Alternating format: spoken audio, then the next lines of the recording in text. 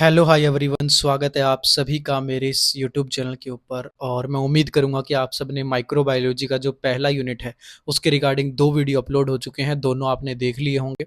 आज अपन यहाँ पर स्टार्ट करेंगे माइक्रोबायोलॉजी की जो यूनिट सेकंड है वो अपन शुरू करते हैं।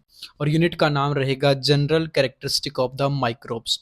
अब देखिएगा यहाँ पर अपन क्या क्या पढ़ते हैं कि जो माइक्रोब्स जो होते हैं वो माइक्रोब्स कौन कौन से होते हैं जो कि ऑल ओवर वर्ल्ड के अंदर इस पूरे के पूरे एनवायरनमेंट के अंदर पाए जाते हैं। तो देखिएगा माइक्रोब्स हैं, इनको अलग अलग यहाँ पर 5 कैटेगरी के अंदर डिवाइड किया गया है।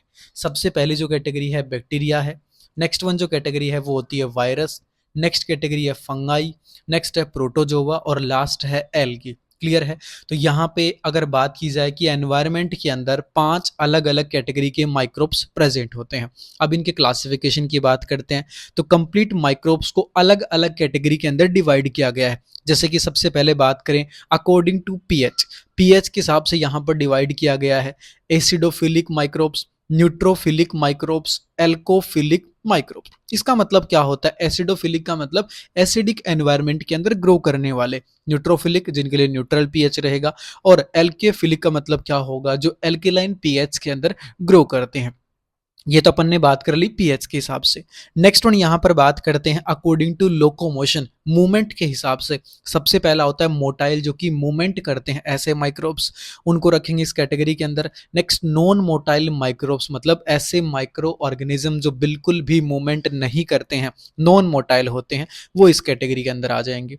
नेक्स्ट आ जाएगा थर्ड नंबर पे अकॉर्डिंग टू स्पोरुलेशन, स्पोर का फॉर्मेशन कौन कौन से करते हैं, इसके हिसाब से दो कैटेगरी बताई गई है। स्पोर माइक्रोब्स जो कि स्पोर का फॉर्मेशन करेंगे, और नॉन स्पोर माइक्रोब्स जो कि स्पोर का फॉर्मेशन नहीं करते हैं। नेक्स्ट बात करेंगे अकॉर्डिंग टू टेम्परेचर, और टेम्परेचर के हिसाब से यहाँ पर सबसे पहले बताया गया है साइकोफिलिक माइक्रोब्स। कौन कौन से टेम्परेचर के अंदर रहेंगे? तो 5 से 15 डिग्री टेम्परेचर के बीच में। नेक्स्ट मीजोफिलिक, टेम्परेचर कितना रहेगा? 30 टू 37 डिग्री सेल्सियस। नेक्स्ट है हाइपरफिलिक, हाइपर मतलब अबो 100 डिग्री सेल्सियस के ऊपर पाए जाने वाले, यहाँ पर वो ग्रो करेंगे, अपना काम करेंगे। नेक्स्ट थर्मोजेनिक माइक्रोब्स, 50 से 60 डिग्री टेम्परेचर के ऊपर ग्रो करने वाले। नेक्स्ट है साइकोट्रोफोजेनिक माइक्रोब्स, 20 से 30 डिग्री टेम्परेचर के ऊपर क्या करेंगे? ये अपना काम करते हैं। तो ये अपन ने बात कर ली according to temperature. Next classification देखते हैं अकॉर्डिंग टू ऑक्सीजन के हिसाब से। सबसे पहला एरोबिक माइक्रोब्स, जो कि ऑक्सीजन की प्रेजेंट में पाए जाते हैं और वहीं पर अपना काम करते हैं। नेक्स्ट है नॉन एरोबिक माइक्रोब्स, जो कि ऑक्सीजन की प्रेजेंट के अंदर नहीं पाए जाते और वहां पर अपना काम मतलब करते हैं, ऑक्सीजन की अपसेंट में अपना काम करते हैं। ओके। नेक्स्ट आ जाएगा फैकल्टेटिव माइक्रोब्स, ऐसे माइक्रोब्स जो कि ऑक्सीजन की प्रेजेंट हो या ऑक्सीजन की अपसेंट हो, वो दोनों जगह अपना काम करेंगे। याद रखना, एरोबिक के अंदर ऑक्सीजन प्रेजेंट होगा तो ही काम करेंगे, नॉन एरोबिक के अंदर ऑक्सीजन अपसेंट है तो काम करेंगे, और फैकल्टेटिव के अंदर ऑक्सीजन प्रेजेंट हो या अपसेंट हो, दोनों कंडीशन के अंदर वो अपना काम करेंगे। तो ये तो अपन ने यहाँ पर बात कर ली कि माइक्रोब्स हैं उनकी कौन कौन सी 5 अलग अलग कैटेगरीज होती हैं, और इन पूरे के पूरे कंप्लीट माइक्रोब्स को किस तरीके से क्लासिफाई किया गया है। अब यहाँ पर अपन नेक्स्ट बढ़ते हैं, और नेक्स्ट अपन पढ़ेंगे यहाँ पे। नेक्स्ट आ जाएगा स्ट्रक्चर ऑफ बैक्टीरिया, एक बैक्टीरिया की स्ट्रक्चर कैसी होती है। तो पहले मैं आपको डायग्राम दिखा देता हूँ, ये आप डायग्राम देख सकते हो। इस डायग्राम के अंदर आपको, अगर आप देखोगे, आपको ऊपर की तरफ सर्कुलर डीएनए दिख रहा होगा, न्यूक्लियोइड करके। नेक्स्ट प्लाज्मिड इसके अंदर है, इसके चारों तरफ कवरिंग है जिसको अपन सेल मेम्ब्रेन बोलते हैं। मूवमेंट के लिए यहाँ पर क्या प्रेजेंट है? मूवमेंट के लिए प्लाई है, फ्लैजिला यहाँ पर प्रेजेंट है। बाहर की तरफ एक स्लिम लेयर होती है, इसके अंदर जेनेटिक मटेरियल के लिए राइबोसोम यहाँ पर प्रेजेंट है। ओके। इसके अंदर एक फ्लूइड भरा हुआ है जिसको अपन साइटोप्लाज्म बोलते हैं। पूरी की पूरी सेल को प्रोटेक्शन देने के लिए कैप्सूल है, सेल वॉल है। ओके।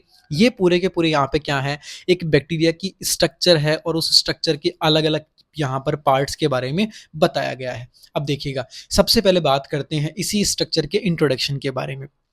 तो देखिएगा, it is a prokaryotic bacteria, structurally bacteria various type. यहाँ पर बताया गया है कि ये एक प्रोकैरियोटिक बैक्टीरिया की स्ट्रक्चर है। ओके। और यहाँ पे बैक्टीरिया को स्ट्रक्चर के हिसाब से अलग अलग टाइप के अंदर डिवाइड किया गया है। Next, it is consist of various material and chemical substance, और इसके अंदर अलग अलग टाइप का मटेरियल और अलग अलग टाइप के केमिकल सब्सटेंस इस बैक्टीरियल स्ट्रक्चर की या बैक्टीरियल सेल के अंदर पाए जाते हैं। कुछ इसके अलग अलग पार्ट होते हैं, जैसे कि सबसे पहले पार्ट यहाँ पर बताया गया है कैप्सूल के बारे में। It is outer most layer. ये बैक्टीरियल सेल की क्या होती है, सबसे बाहर की तरफ पाई जाने वाली आउटर मोस्ट लेयर होती है। नेक्स्ट वन, ये क्या काम करेगी, it is protect the inner structure of bacterial cell. ये बैक्टीरियल सेल की जो इनर स्ट्रक्चर होती है उसको प्रोटेक्शन देने का काम करती है। नेक्स्ट वन जो कैप्सूल होता है, कैप्सूल के दो टाइप होते हैं, सबसे पहला टफ्ट कैप्सूल और दूसरा होता है सॉफ्ट कैप्सूल। क्लियर, तो ये अपन ने बात कर ली कैप्सूल क्या है, कैप्सूल के दो टाइप कौन कौन से होते हैं। नेक्स्ट वन यहाँ पर बात की जाए, capsule is consist of polysaccharide and peptidoglycans. क्या बताया गया है कि जो कैप्सूल होता है वो पॉलीसैकेराइड और इसके अलावा पेप्टिडोग्लाइकेन से मिलकर बना हुआ होता है। नेक्स्ट आगे अपन यहाँ पर बात करेंगे, कुछ पॉइंट और हैं कैप्सूल के बारे में। Capsule secrete jelly like substance. Capsule क्या काम करता है, जेली लाइक सब्सटेंस उसको सीक्रेट करता है, और ये क्या प्रोवाइड करवाएगा, which provide the life span of cells. Capsule is sharp in nature. यहाँ पे बताया गया कि एक जेली लाइक सब्सटेंस सीक्रेट करेगा जो कि इसके अंदर पाए जाने वाली या जो सेल्स होती हैं उनको लाइफ स्पान देगा, और इसके अलावा ये शार्प होता है नेचर के अंदर। Next, capsule is virulence, it is ability to infect and induce immune. ये क्या काम करेगा, जो इन्फेक्शन वगैरह है उसकी एबिलिटी रखता है खोज करने की, और इसके अलावा अपने इम्यून सिस्टम को इंड्यूस करवाएगा। नेक्स्ट बात करते हैं, कैप्सूल प्रिवेंट करता है किसको, फैगोसाइटोसिस को। फैगोसाइटोसिस आप सभी जानते होंगे, अपनी बॉडी में कोई भी फॉरेन पार्टिकल आता है उसको खत्म करने की जो प्रोसेस है या जो एबिलिटी होती है, तो कैप्सूल एक तरीके से फैगोसाइटोसिस नेचर का होता है, किसी भी फॉरेन पार्टिकल को सेल के अंदर आने नहीं देता है। Next, capsule is also help in prevent destruction of lytic enzyme. इसके अंदर क्या होते हैं, यहाँ पर बताया गया कि जो कैप्सूल है वो अपने को जो लाइटिक एंजाइम होते हैं, लाइटिक एंजाइम मतलब जो सेल को तोड़ने का काम करते हैं, ये उनसे बचाने का काम करता है। तो एक तरीके से डिफेंस का काम ये करता है अपनी सेल के अंदर। क्लियर, तो ये अपन यहाँ पर बात कर चुके हैं कि बैक्टीरियल सेल है, उस बैक्टीरियल सेल का डायग्राम के बारे में बात कर लिए कैसी दिखेगी, और इसके अगर यहाँ पर अंदर की तरफ बात की जाए तो सबसे पहला जो पार्ट है कैप्सूल वो अपन ने यहाँ पर पूरा कर लिया है। अब बात करते हैं नेक्स्ट पार्ट की, और नेक्स्ट आ जाएगा सेल वॉल। देखिएगा, सेल वॉल की बात की जाए, it is second most layer of the bacterial cell. ये जो बैक्टीरियल सेल है उसकी सेकंड मोस्ट लेयर होती है, उसके अंदर की तरफ पाई जाएगी। नेक्स्ट, किससे मिलकर बनती है, तो देखिएगा, it is consist of complex polysaccharide and peptidoglycans. ये पॉलीसैकेराइड और इसके अलावा पेप्टिडोग्लाइकेन्स इन दोनों स्ट्रक्चर से मिलकर बनती है।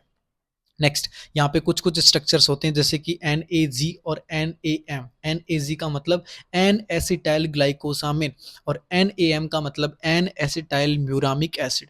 इन दोनों कंपोनेंट से मिलकर के अपने सेल वॉल का फॉर्मेशन होता है। नेक्स्ट, सेल वॉल की साइज की बात की जाए तो 10 से लेके 25 नैनोमीटर क्या होती है, इसकी साइज होती है।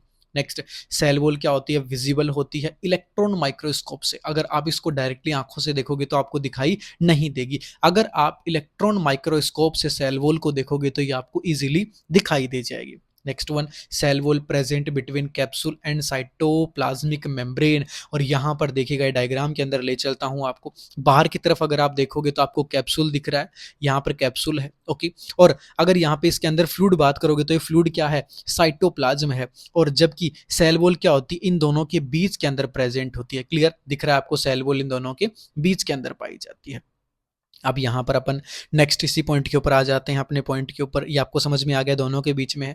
Next, cell wall provide shape and rigidity of bacteria. ये एक बैक्टीरिया को एक प्रॉपर शेप देती है सेल वॉल, और उसकी जो पूरी की पूरी स्ट्रक्चर है उसको एक रिजिड रखती है, टाइट रखने का काम करती है, ओके। अब नेक्स्ट अपन यहाँ पर बात करेंगे, अपना एक इंपॉर्टेंट पॉइंट आएगा, ग्राम पॉजिटिव और ग्राम नेगेटिव बैक्टीरिया के अंदर क्या डिफरेंस होता है। ये आपके एग्जाम का मोस्ट इंपॉर्टेंट टॉपिक है, अच्छे से नोट कर लेना, इसके ऊपर स्टार लगा लेना। सबसे पहले डिफरेंस की अगर बात की जाए ग्राम पॉजिटिव और ग्राम नेगेटिव के अंदर, सबसे पहली चीज यहाँ पे क्वांटिटी और क्वालिटी होती है पेप्टिडोग्लाइकेंस की, वो बहुत ज्यादा देखने को मिलती है पॉजिटिव के अंदर, और वहीं पर ग्राम नेगेटिव के अंदर क्या होगा, जो पेप्टिडोग्लाइकेंस है इसकी क्वालिटी और क्वांटिटी दोनों ही कम देखने को मिलती है। नेक्स्ट वन, ग्राम पॉजिटिव के अंदर टिकोइक एसिड ज़्यादा होगा और उसके अंदर टाइकोइक एसिड कम देखने को मिलता है। नेक्स्ट वन, ग्राम पॉजिटिव के अंदर सेल वॉल का जो साइज है वो ज़्यादा देखने को मिलेगा, जबकि नेगेटिव के अंदर कम देखने को मिलता है। नेक्स्ट वन, पॉजिटिव के अंदर जो सेल वॉल का जो वेट है वो ज़्यादा होता है, और नेगेटिव के अंदर सेल वॉल का जो वेट है वो कम होता है। इसके अंदर सेल वॉल की जो थिकनेस है पॉजिटिव के अंदर ज़्यादा होगी, और वहीं पे सेल वॉल की जो थिकनेस की बात की जाए तो वो बहुत ज़्यादा थिन देखने को मिलती है। नेक्स्ट वन, पॉजिटिव क्या होता है, बहुत ज़्यादा विरुलेंट होगा और वो बहुत कम विरुलेंट देखने को मिलता है। नेक्स्ट बात करते हैं पॉजिटिव की, अगर बात की जाए तो ये इजीली क्या होगा, माइक्रोस्कोप से अपन इसको देख सकते हैं, जबकि ग्राम नेगेटिव को माइक्रोस्कोप से इजीली अपन देख नहीं सकते हैं। नेक्स्ट यहाँ पर बात की जाए, इसके अंदर इफेक्टिवली अगर देखा जाए तो ग्राम पॉजिटिव क्या है, हार्मफुल होती है, और जबकि ग्राम नेगेटिव जो होते हैं वो लेस इफेक्टिव होते हैं, कम इफेक्टिव शो करेंगे, मतलब नुकसान इनका कम होता है।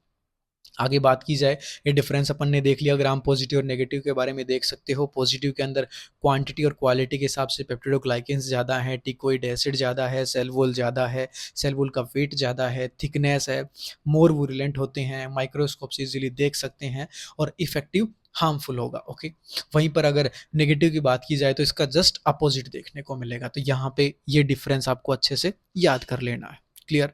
अब बात करते हैं नेक्स्ट अपना जो रहेगा फंक्शन के रिगार्डिंग। ठीक है, देखिएगा फंक्शन के अंदर सबसे पहला यहाँ पर फंक्शन बताया गया है प्रोटेक्शन।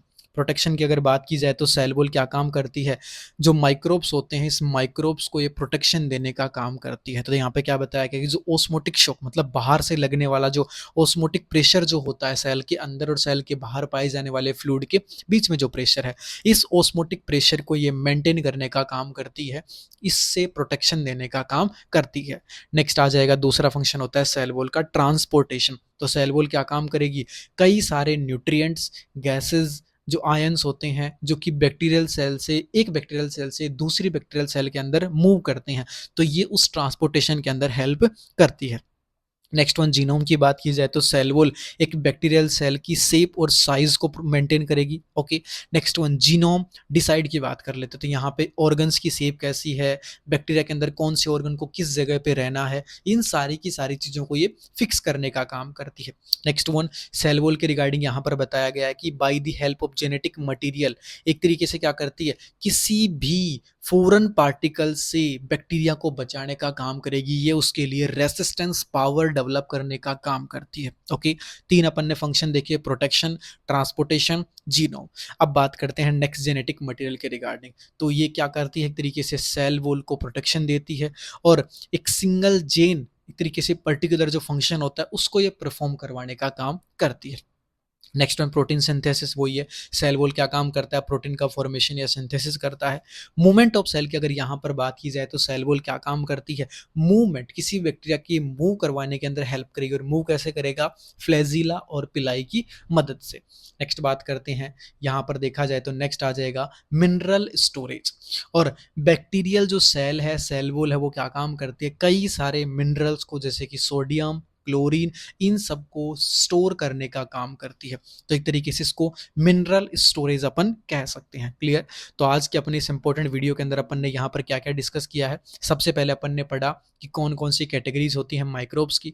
नेक्स्ट वन, क्लासिफिकेशन के बारे में अपन ने यहाँ पर देखा है। इसके बाद बैक्टीरिया की स्ट्रक्चर कैसी होती है ये अपन ने देखा, और बैक्टीरिया की स्ट्रक्चर के अंदर अपन ने पहला पार्ट कैप्सूल डिस्कस कर लिया था, और कैप्सूल के बाद अपन ने यहाँ पर पढ़ा है सेल वॉल के बारे में, और सबसे लास्ट अपन ने पढ़ा था ग्राम पॉजिटिव और ग्राम नेगेटिव बैक्टीरिया के बीच में क्या डिफरेंस होता है। क्लियर। तो ये आज की अपनी इंपॉर्टेंट क्लास के अंदर पूरा का पूरा डिस्कस कर लिया है। नेक्स्ट क्लास के अंदर अपन पढ़ेंगे सेल मेम्ब्रेन के बारे में। क्लियर। यहाँ तक आपको किसी भी तरीके से कोई भी डाउट होता है तो आप बता सकते हैं। अगर आप चैनल पे पहली बार आए हैं तो चैनल को सब्सक्राइब कीजिएगा, और इस वीडियो को अपने दोस्तों के साथ शेयर करना बिल्कुल मत भूलिएगा। मिलते हैं आप सभी से एक और नेक्स्ट वीडियो के अंदर, तब तक के लिए बाय बाय, थैंक यू।